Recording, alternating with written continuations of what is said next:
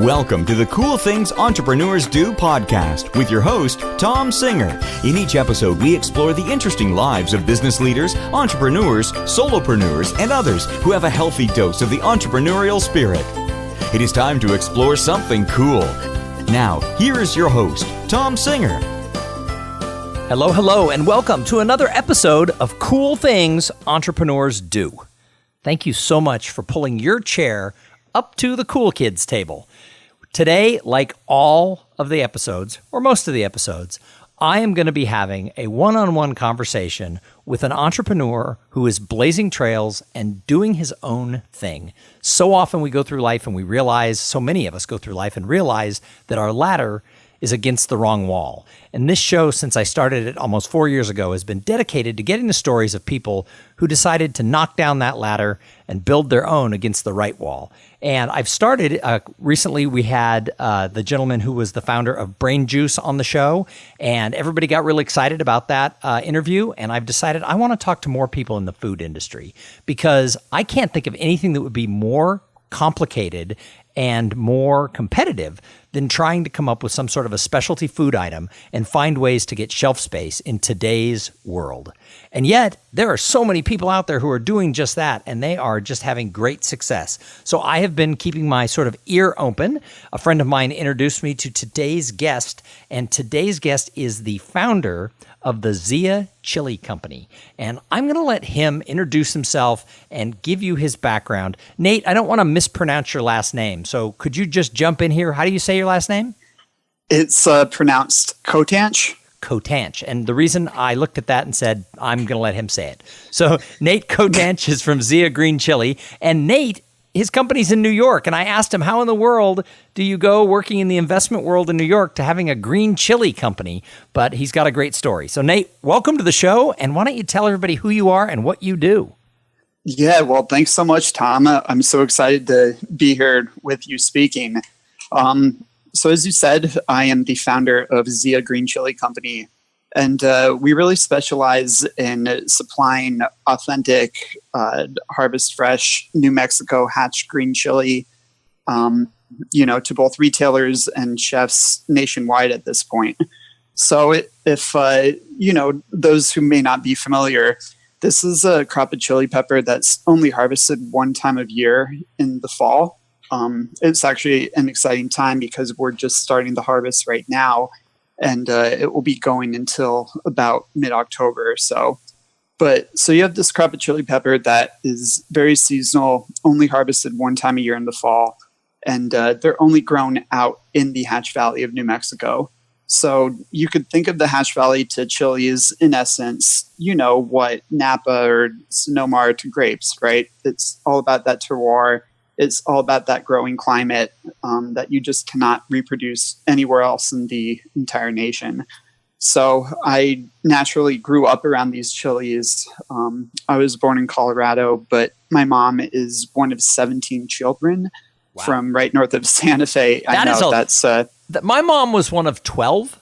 17 just seems like so much more. I mean, I feel like once you get over even like 7 or 8, it becomes pretty crazy, right? Do you have any kids of your own?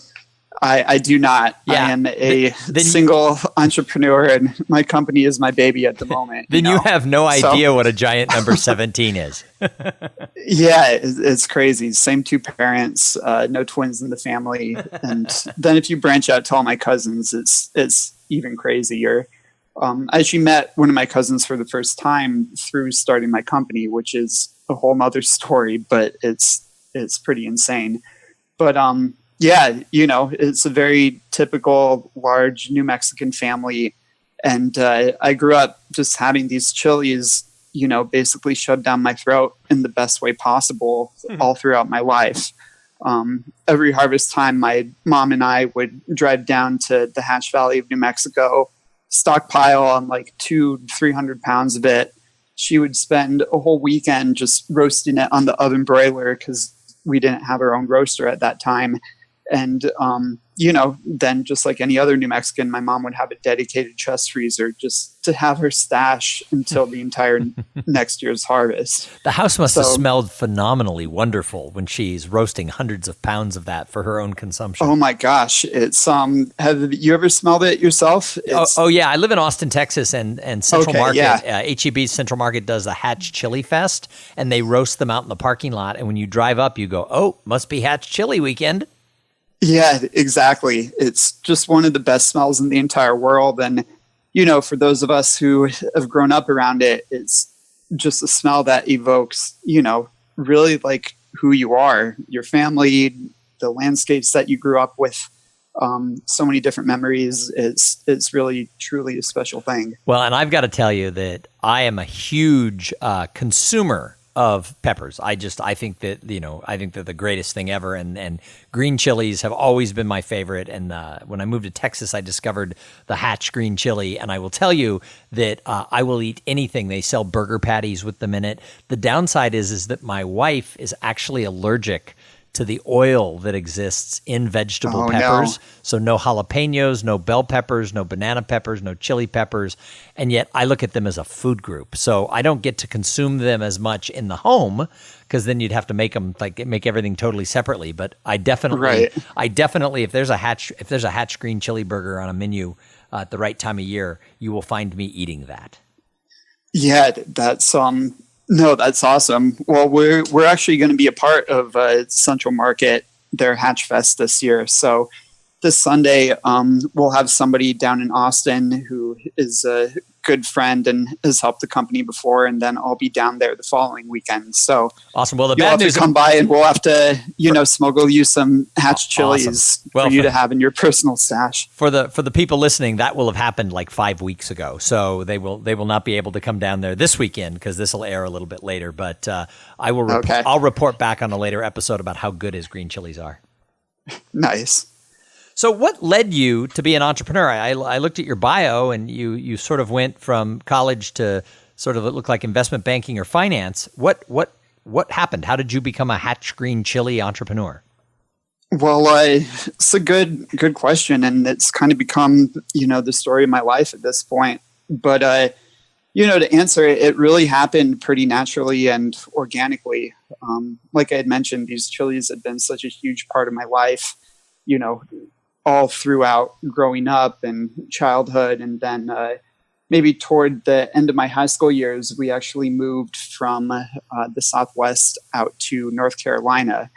And at that point, we were so naive to realize that these chilies just didn't exist out there. So we went out to eat, and my mom had ordered something and asked them to smother it in Christmas, which, for those who aren't familiar, is kind of the state question of New Mexico. You go there, and it refers to, if you want your dish smothered in red chili, green chili, or Christmas, a combination of the two. That's awesome. I've spent some time in New Mexico. I've never heard that before. That's awesome. Smother it in Christmas that's like my new dream of all food. Just smother it in Christmas. Go to New Mexico and say exactly that sometime. I really, that's probably my personal choice. But yeah, so my mom in the middle of North Carolina asked the waiter to smother it in Christmas, and they just gave her the strangest look. And, she was kind of like, okay, if you don't have that, you can just smother it in green. So then they brought back a dish, and they smothered it just in, like a green tomatillo salsa, which is very clearly not Hatch chili from New Mexico. So then it kind of hit us that, these chilies aren't available out here. And it came to the fall time, and my mom had to go to every local grocer out there and wheel and deal her way into getting the produce buyers to bring out a shipment just for her. So, this time on the East Coast really hit me that, again, these chilies don't exist out there. Then I went to school at Syracuse University. I moved into the city after that. Wait, I'm just going to guess. I'm just going to guess that the amount of good Southwestern food in Syracuse is low. Yeah, well, again, on the East Coast, it's it's really just non-existent. Yeah, I grew up in Southern California, and I've lived the last 27 years in Austin, Texas. And so when I travel, I just don't go anywhere near Mexican restaurants because they just don't get it in the Northeast. Yeah, and what you also learn too is that Mexican versus like Cali Mex and Tex-Mex and New Mexican, they're all very different types of cuisine too, because New Mexican is very built around the flavor palette of these hatch chilies and New Mexico chilies, and to all these other places who haven't even been subjected to them. There's no way for them to use them. So, yeah, because you cannot replace a hatch chili with a green pepper. Exactly. A bell pepper is not going to be good enough once you've had the hatch chilies. Oh no, not even close. But so yeah, I, as you said, worked in the venture capital world for a little bit, which was great, because I got to interface with a ton of entrepreneurs. And actually, when I moved into New York, I moved in with this couple off of Craigslist, who really has kind of been the whole foundation for, starting my company. And it's just one of those crazy things that had I had not met them, I don't think I would have my company. I don't think a lot of my friends would have their companies. And anyway, so it was a couple. The man, Shiv, had worked originally at Citibank doing equity research, which was one thing that I was originally going to go into. And then he had quit that to go on a world tour with his band, which was this Indian pop boy band called the Bamboo Shoots. And, they had a lot of success, but then unfortunately that didn't work out. So he moved back to New York right at the time I moved in with him. And he had started up his own food company at this local food market here in New York called Smorgasburg, which is, on the weekends they set up hundreds of food vendors down like on the waterfront of Brooklyn. And on a good weather day, you literally have like between 30 to 40,000 people who come through this market. Wow. So, he had grown up with all these great, unique flavors from his mom from India and everything. And he was there selling like Indian style vegan vegetarian sandwiches with these amazing chutney recipes that he had grown up with. And so I would help him do that on the weekends. And I just honestly became really fascinated by that market. I was fascinated because he was making almost his entire living off doing these weekend markets, but he was really utilizing that as a platform to gain market validation, to get in front of real people and share what he had grown up with. And as a company also to gain a lot of cash flow to be able to invest back into the company to build it to the place where he ended up scaling it, which right now he has 2 brick and mortar cafes in Manhattan that are doing really well. It's called Bombay Sandwich Company. And, it's just great. But so I was fascinated by this market. And the moment I stepped foot there, just subconsciously, I was thinking, this would be a really great way to, share what I grew up with, which are these hatch chili peppers from New Mexico and this type of food that I grew up with out there.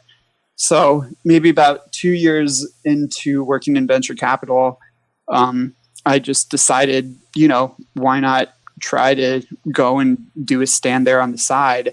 And then so we got in, we got written up by some local press, unearthed a whole huge following of New Mexicans and Southwesterners and chefs who also, like me, were true, just misplaced out here and had been without these chilies. And, we all kind of came together, and then we saw the opportunity to become a supplier of it. So obviously there's a lot of things that have happened between then and now, but that's kind of the genesis of it, that I just, saw that organic opportunity, did it on the side, working 7 days a week until it really got to the point where I was like, I have to go full time on this. And I can probably sustain my living doing so. But this is interesting because, from the outside looking in, I would think the specialty food business would have to be, if you don't come from it, it would have to be hard to figure out. And so you ended up discovering it through a chance meeting of people who became your roommates because you were looking for a place to live.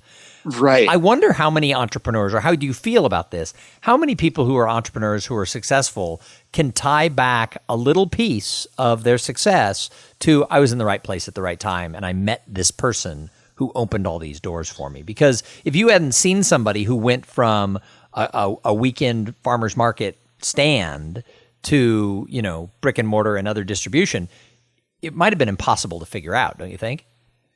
Yeah, I totally agree. And especially out here in New York, too, having met a lot of other food entrepreneurs, whether they're restaurateurs or like us who have products and are purveyors that they supply, it's just a really capital intensive place to do business, too. The cost of producing things are high. The cost of rents are super, super high. So, yeah, it really is one of those very unique, unexplainable things that and a lot of people have grandma's cookie recipe or right. or whatever it is, and they have these dreams of doing this, commercializing it and things like that. And I've become a little bit obsessed with the specialty foods business because I work as a speaker, so I haven't done a lot of work right. with people in the food business, but there's a lot of conferences in the food business, and my topic of what I call the paradox of potential. Every time I meet someone in the food, the specialty food business, they're like, oh, that topic would be really good because so many people have potential. Grandma did make the best brownies, or you did grow up with these Cotanch chilies. And yet there's a gap that exists for all entrepreneurs across industry lines between potential and results, because having potential is not a solution. It doesn't mean you're going to succeed. Why do you think yourself and some of these other people who have been able to get farther across that gap? How come some people get stalled and some people move across? That's a tough question. And I think it really does kind of go down to each different situation and everything like that. I mean, in general, whether it's myself or a lot of the other entrepreneurial friends that I have had, I think it's a little bit, I went to business school, so I have a very business oriented, kind of financial mindset background in order to, when we went and we started up that stall, we ran it very strictly like a business. So, being able to keep track of what you're making or what you're losing or just all the ins and outs of all the operations and finances of the company is so important.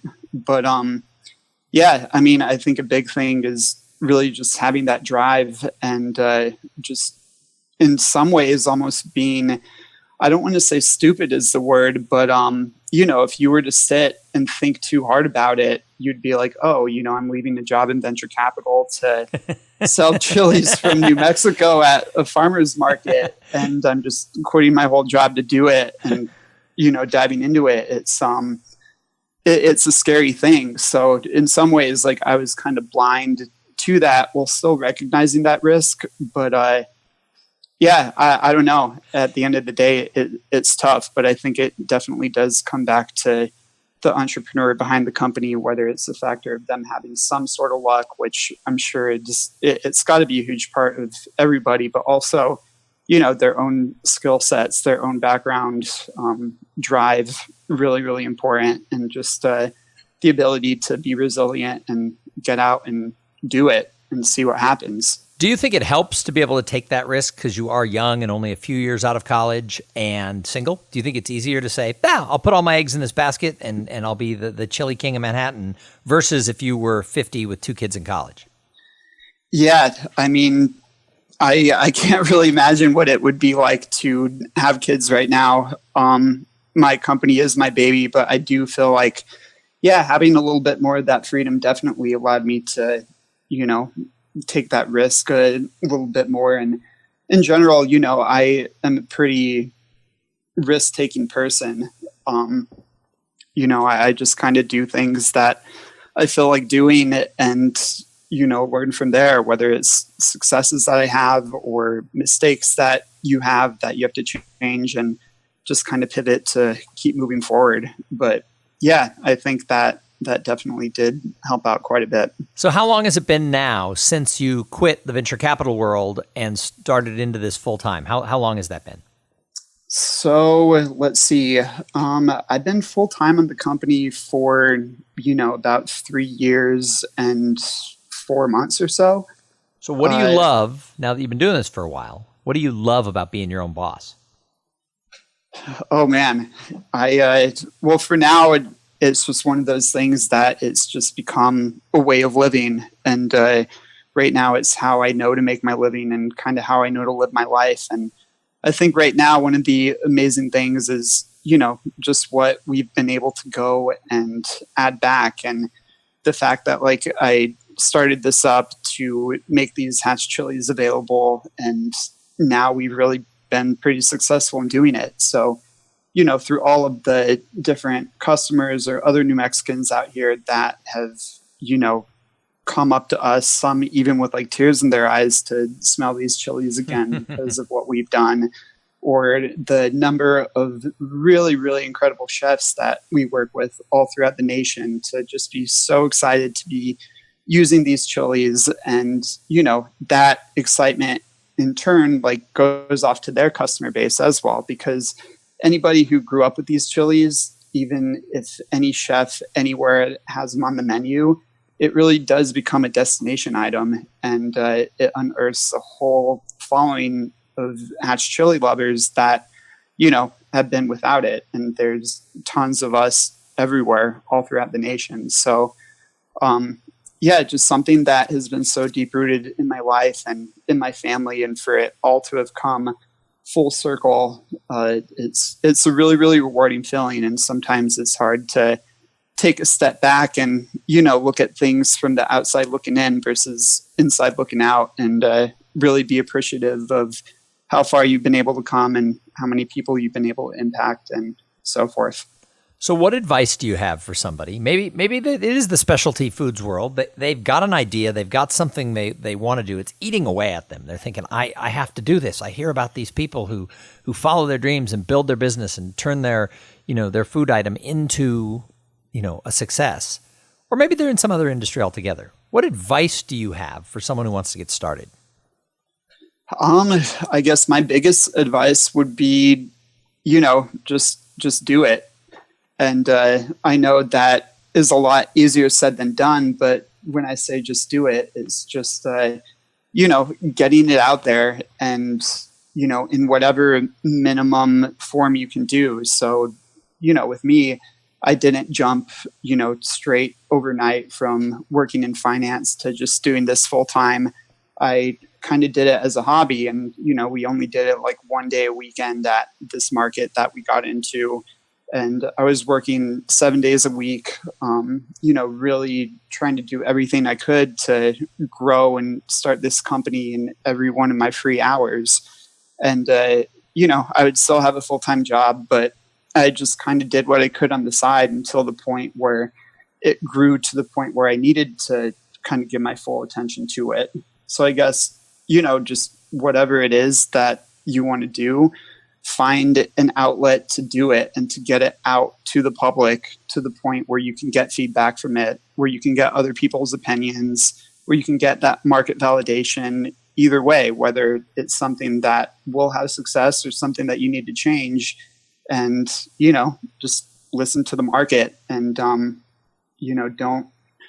I would say I haven't known many people that just, go overnight full time into doing their own company. And I think there's a big perception and fantasy that it's, you just quit your job and go right full time into doing it. But it takes time, and it's kind of baby steps, just working as hard as you can, doing what you can with whatever time you have until it gets to the point where you have something that does have legs. And, even then it's still a lot of work and a lot of financial, social, overall sacrifice to get it to where it needs to go. So what are some of the hardest things you had to learn, not coming from a food background, about getting into the sort of the consumer packaged goods world with food and the specialty foods sections? What were the toughest parts? Was it the packaging? Was it the distribution? Was it the marketing? What's been the hardest part? That's a good question. I'd say, there's a combination of a bunch of different things. It's at least in my perception, this whole consumer packaged goods world is something that I don't think it's not very friendly, like there's a pretty high barrier to entry. Yeah, that's from the outside looking in, that's my interpretation of it. And like I said, I've done a little bit of work with clients in that space. We have a great sort of happy hour meetup in the CPG world here in Austin that I'm not in that world, but I was at the coffee shop and I was like, how come all these people are here? And I've been going because it's a really interesting, friendly community. I really like the people, but I keep thinking if I had a product, which I don't have a product, but if I did, how do you even start? Yeah, I mean, we kind of got lucky in the sense that, we had this market that we were operating at that provided us a ton of cash flow on a every weekend basis to, be able to interface with the public on a weekly basis and, have a lot of inbound interest from chefs and people to, kind of really validate that demand of what we had to do. So for us, getting the product wasn't, as complicated because I, in essence, knew a lot of the growers that we wanted to source from. I knew exactly what I wanted our product to be. It's not a salsa, it's not a sauce. It's just pure, authentic, roasted, peeled and diced hatch chili from each year's harvest. So it's just the chili itself, which is so special to be put out there as an ingredient. But then, so it takes all this work to get this product where you have it in the physical form, but then to go and build it into distribution, that's extremely tough because you have to go and, knock on every retailer's door locally to try and get them to put you on their shelves. And at that point, you're still trying to learn on what are like the right pricing that you should use, what are the margins that everybody in the industry kind of needs to have in order to make it successful. And then, you keep doing that, you keep hustling, get it on some shelves, get it moving in some places. And then it gets to the point where, in our case, we had like maybe close to 100 different local places that were ordering our product. But then, I was self-distributing. So I was driving around New York City at all hours of the day, delivering, shipping them out. And I don't know if you've ever driven in New York City, but it's one of the most frustrating things in the world. Any city to self-distribute to 100 locations. Like I said, I'm not an expert in your industry, but that would be impossible.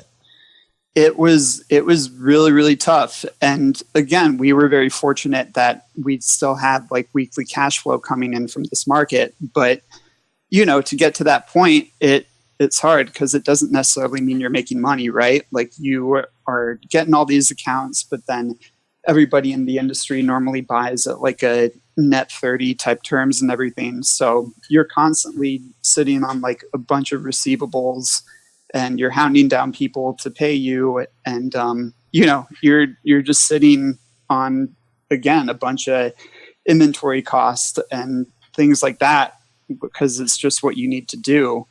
But it's very tough if you don't have the financial backing to be able to get through that point. But, then for us, we had all those accounts. We had gotten, more and more press. Like we got written up in the New York Times and Saveur magazine and a bunch of other places. And then we had also worked with this company out here in the Northeast called Chopped Creative Salad Company, who actually they're all throughout the East Coast, but they have like 50 plus locations. It's like a quick serve, very high quality salad chain that do these destination salads every quarter.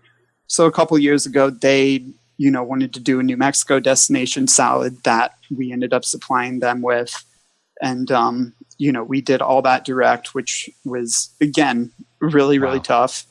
But, once we had all this business, like all these individual retail accounts, we had this large chain ordering from us, then we kind of had that selling power and all this press too, we had that selling power where, distributors were coming interested, to us sure, and asking, hey, this is what we do. We distribute. You don't need to self-distribute. You don't need to, go and do all this stuff. And so I guess it's like a lot of businesses. Once you don't need them, they want you. Once you've gotten yourself established, then all of a sudden they want you. It's harder when you're the new kid on the block because they see so many new kids on the block. That tends to be the way with a lot of things, right? Yeah. So, absolutely. Yeah, exactly. So getting through that growing period, I think, has been one of the challenging things, just because, again, you're using so much of just your own physical labor to go deliver on it. You're, needing to spend a bunch of your own free time if you don't come from that background, talking to people, just learning how the industry works and all the ins and outs of it. And it's tough. There's a lot of things to navigate. So do you ever look back on the days when you did all that self-distribution all over New York and for the big chain and stuff like that, and just shake your head and think, what the heck was I doing? Yeah, I do. I actually still have nightmares of dealing with like UPS and FedEx and stuff like that. Were you the guy like at the post office who came in with all the big boxes that I'd get behind, who's self-shipping all of his own stuff? It's like I go into the little post office near my house and I walk in, there's a guy with like a cart full of boxes. It's like, oh God. There's only one. If there's one clerk, I'm going to be here for an hour waiting my turn. Yeah, I definitely was on a number of times because, we used to do all of our own fulfillment, like off all of our website online sales. So, we would manage that whole process. So by the way, the boxes. I looked online before we did the interview just to get an idea, and I saw the jars of the green chilies. I assumed it was a salsa until you started talking, and I realized this is just the roasted green chilies that you'd use in other things and stuff like this. I'm just salivating here over the I would want the hot, not the mild or the medium. I'm salivating over this jar that's on my computer, looking at the green chili, and I'm thinking I can keep that away from my wife. It's not like she's going to steal it. A jar of that in the fridge is going to make me very happy. Yeah, well, I'll send one out to you for sure. I was going to buy one, but this is good too. So, hey, Nate, I've got a couple of more questions for you before I can let you go. But first, I have to thank the sponsor of this episode. So this episode is brought to you by Podfly Productions. Podfly takes the time and the headache out of creating your own podcast. They set you up with the right equipment, training, and guidance to ensure that you're going to sound amazing. Podfly does all the heavy lifting for you. They do the technical work. They do all the stuff that you'd never get done. This is like self-distributing to 100 locations. Don't do that if you're starting a podcast. Get Podfly to do all the hard work. And you just focus on creating great content, growing your audience, and interviewing really cool guests like Nate. Hey, if you want to start a podcast, and I know that some of you do, jump over to podfly.net/coolthings and check out the offer they have for the listeners of this show. So, Nate, I call this show Cool Things Entrepreneurs Do. What is the coolest thing you're doing with your company right now? Well, right now we're in a really, really exciting place because, all those old nightmare times aside, now we've gotten to the point where, we have like around 4 different national distributors and are really branching to places all over the nation. So just this month, we're rolling out to the majority of the Whole Foods all throughout the Rocky Mountain region, which is in Colorado, Utah, New Mexico, Kansas, those states, which is huge, really exciting, rolling into places like Central Market. And we're just starting to work with a lot more and more really, really amazing, talented chefs all throughout the nation. The fact that you're going to be in Central Market, I live right down the street from Central Market South, and so I'm there all the time. So I'm going to be looking for my Zia. That's awesome. Well, no, this is great timing. So you're saying the cool stuff is just the growth that you're having? How do you handle the growth? Well, it's needed to be handled by, really kind of taking a step back and just looking at the company from a 10-foot type of view and being like, okay, how do you build this into a scalable company? And that means going and setting in place processes that, for example, like different internal sales pipelines from like a mess of a Google document into like a more organized Salesforce type thing, or, same thing that we've done with like our finances and our whole inventory tracking system. It's all very, very well documented to a point where, there's virtually never any slip up. So a lot of it has been a lot of internal progress that we've made just in terms of what you have to do to set in place to really be that scalable company. So a lot of that is, that right now. And personally, I'm traveling to a lot of different places throughout the nation, supporting a lot of our distribution in all these various different markets, working with a lot of these really cool chefs that, we're with. And it's just really, really rewarding. And it's, in my opinion, an absolute ton of fun. So, it's really interesting because you talk about the fact that, moving off the Excel spreadsheet into something a little bit more technical, that's a little bit more foolproof for what you're doing, et cetera. I think that's something that a lot of entrepreneurs, I talk to a lot of solopreneurs. I'm a solopreneur. I think that's the thing is not having the systems in place can crunch us at any size company. Do you think your experience working in venture capital is helping you scale this company? I definitely think it has, to an extent, because that was my role at the company, was being one of the head analysts and, entertaining all these different pitches and ultimately presenting to like our investment committees which ones we wanted to explore moving forward with helping to, secure capital and all that. So I think, my own business background, a lot of mistakes and successes I've seen other entrepreneurs has helped. And, I think that other people involved in my company, which I have two other minority partners, and their own background and experience has also been really, really monumental to help the company grow, because they've come in and they can do what they do best to really help grow the company and operations. And, then I get to spend the majority of my time doing what I do best. Mm-hmm. So I'd love to ask the people who come on this show who it is that they admire out there in the entrepreneur sphere, if you will, or the world of entrepreneurship. Because, Nate, we could talk about you and Zia Green Chili Company all day long, but I think really good entrepreneurs, and obviously with your background, this is true for you, I think they're observers. And I think that's where lots of times we get some of the greatest nuggets is, who do you observe where you say, that entrepreneur over there, they're doing cool things? Yeah. That's another one of the really rewarding things of being in this world, right? Is you get to constantly meet so many other people who are really just all doing that same thing. Like, we're all kind of from a same breed, right? Like, you have to have that very similar mindset and risk-taking ability and resilience to go do what you need to do. So I could probably talk about a billion different people forever too. But, some of the people who just come immediately to mind because of the different things that we're doing with them and different events that we have with them are some of the really incredible chefs that we work with. So there's one.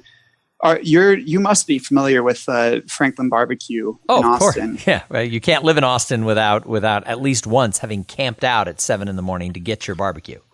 Yeah. So if you're familiar with Pitmaster John Lewis, he was one of the original, founders of Franklin, helped grow that and everything. And he currently has his own barbecue joint out in Charleston, South Carolina. He's become a good friend of ours now for, over a year. And we did a big roast with him in Charleston last September. What's the name of his restaurant? Lewis Barbecue. Cool. And this guy, he's incredible. He grew up with his family creating their own pits and everything. And, going to his location in Charleston and seeing his operations and tasting his creations, they've been really incredible. But, he had come out to New Mexico with me a little over a year ago because he grew up in El Paso, which is, just right down the road from the Hatch Valley. So right. He grew up being such a huge fan of these chilies too. And the way that he's been able to infuse them into all of his different barbecue flavors, right? So he bakes cornbread with them. He has like a Hatch green chili barbecue sauce that he does He does, different like burger specials with them, brisket specials with Hatch chili braise and stuff like that. And he's really been an incredible person to get to know and work with, and also an inspiration too. Well, and I think chefs I haven't had, I'm currently seeking out some of these specialty food people like yourself, but chefs is somebody else who's crossed my mind that it might be fun to interview, because really, even if you're working for somebody else, even if you don't own the restaurant, being a chef is being an entrepreneur. Yeah, it's being an entrepreneur, and it's also being an artist too, Sure. Like the different types of things that you can do with various ingredients that really continues to blow my mind. And I've really taken it up as a hobby on my own too, in my spare time. I think it's now you're making me so hungry. much fun. Now you're making me hungry. So the last question I ask everybody is, I think entrepreneurs have to do more than make money, and it's hard when you're a startup because, you got to get everything going. What do you do to give back to the greater good? One of our big missions, again, and the whole reason why we exist as a company is to make these really incredible Hatch chilies available in a year-round, nationwide, shelf-stable format that hasn't previously been able to exist.